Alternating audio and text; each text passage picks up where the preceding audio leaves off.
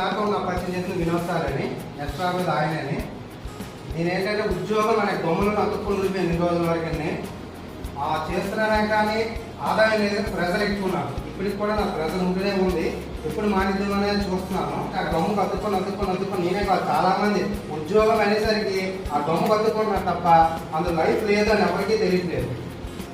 ఇప్పుడు చాలా మంది ఉన్నారు. నేనే కాదు బిఎస్సీ పడుతుంది, అవన్నీ 16,000 ఉద్యోగాలే పడతాయి.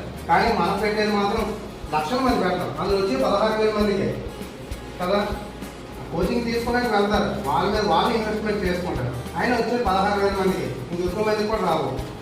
ఆ ఉద్యోగానికి అలా కనబడి ఉండిపోవడం వల్ల వాళ్ళు ఏమవుతుందంటే వాళ్ళు ఎదగట్లేదు, ఇంకొకరిని ఎదగనవ్వట్లేదు.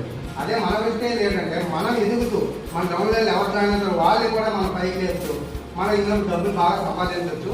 అది నా తర్వాత వాళ్ళు వచ్చే వాళ్ళు మీకు ఎలా సంపాదించాలి అన్నీ చెప్తూ ఉంటారనమాట. నా టీం వచ్చేసరికి